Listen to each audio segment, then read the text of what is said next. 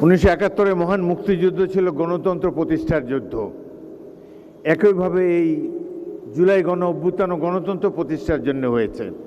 আজকে দুপুরে একটি অনুষ্ঠানে এক অদ্ভুত দৃশ্য দেখলাম।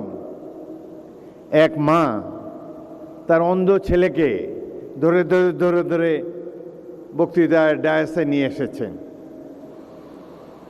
ছেলেটি জুলাই গণ অভ্যুত্থানে চোখ হারিয়েছে।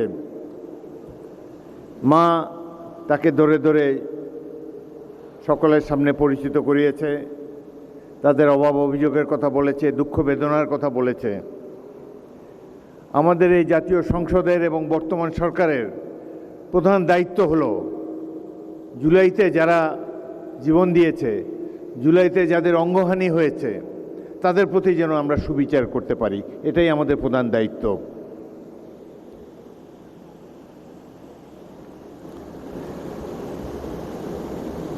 উনিশশো 1971 মহান মুক্তিযুদ্ধ ছিল গণতন্ত্র প্রতিষ্ঠার যুদ্ধ। একইভাবে এই জুলাই গণ অভ্যুত্থান গণতন্ত্র প্রতিষ্ঠার জন্য হয়েছে। এটি একদিন দুদিনে নয়, 16টি বছর ধরে অক্লান্ত পরিশ্রম করেছে। বিপদ মাথায় নিয়ে রাজনৈতিক দলের নেতাকর্মীরা জীবন বাজি রেখে যুদ্ধ করে স্বৈরাচারকে দেশ থেকে বিতাড়িত করেছে। এটি এক গৌরবময় কাহিনী, যা নিয়ে বাংলাদেশের মানুষ যুগ যুগ ধরে গর্ববোধ করবে। আমরা যেন জুলাইকে হারিয়ে না ফেলি, জুলাইকে যেন ধারণ করতে পারি। আমরা যেন জনগণের চেতনাকে, জনগণের আশাকাঙ্ক্ষাকে বাস্তবায়ন করতে পারি। এটি হওয়া উচিত আমাদের আজকের সংকল্প।